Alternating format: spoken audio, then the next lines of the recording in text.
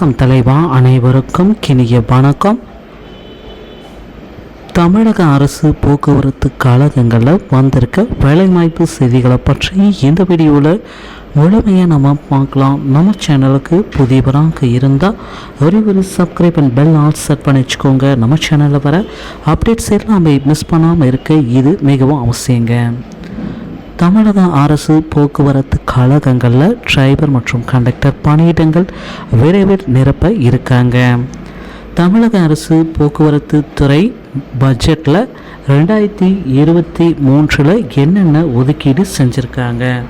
So இதை பற்றி இந்த வீடியோவில் முதல்லையே நம்ம பார்த்துடலாம். மகளிர் இலவச பயணத்திற்காக பார்த்திங்கன்னா போக்குவரத்து கழகத்தில் 2800 கோடிகள் ஒதுக்கியிருக்காங்க. ஸோ உயர்வு பார்த்திங்கன்னா 1520 கோடி திரும்ப உயர்த்தப்பட்டது உயர்வு கோடியில். பள்ளி மாணவர் இலவச பயணத்திற்காக 1500 கோடி இருந்தது. ஸோ உயர்வு பார்த்திங்கன்னா 928. டீசல் தொகைக்கு மானியமாக 2000 கோடி கொடுக்குறாங்க. ஸோ அதோடைய உயர்வு 1300 கோடிகள். கடந்த ஆண்டை விட 2552 கோடி மேற்கண்ட 3 இனங்களில் உயர்த்திருந்தாலும் வரவுக்கும் செலவுக்குமான வித்தியாசத்தை அரசு ஏற்றுக்கொள்வதாக பட்ஜெட்டில் அறிவிக்காதது வருத்தம் அளிக்கிறது. முதல் முறையாக வடபழனி திருவான்மையூர் வியாசர்பாடி பணிமனைகள் 1600 கோடியில் மேம்படுத்தப்படும். இரண்டாவது முறையில் தாம்பரம் திருவொற்றியூர் சைதாப்பேட்டை பணிமனைகள் 1347 கோடியில் மேம்படுத்தப்படும். 500 கோடி ரூபாய் செலவில் புதிய பேருந்துகள் வாங்கப்படும். 1000 கோடி ரூபாய் செலவில் 500 பழைய பேருந்துகள் புதுப்பிக்கப்படும். ஸோ 1/4/2003 முன்பாக பணியில் சேர்ந்தவர்களுக்கு பழைய பென்ஷன் திட்டம் அமல்படுத்தப்படும். அனைவரும் எதிர்பார்த்த தகுதியுள்ள குடும்பத் தலைவர்களுக்கு 1000 ரூபாய் செப்டம்பர் 2023 முதல் 15 என்ற அறிவிப்பு வெளியிடக்கூடாங்க. ஸோ போக்குவரத்து கழகத்தில் எல்லாத்துக்குமே ஒரு அறிவிப்பு வந்துச்சு. ஆனால் அந்த காலி பணியிடங்களை நிரப்புவது குறித்து இந்த பட்ஜெட்டில் எந்த விதமான அறிவிப்பும் வரலை.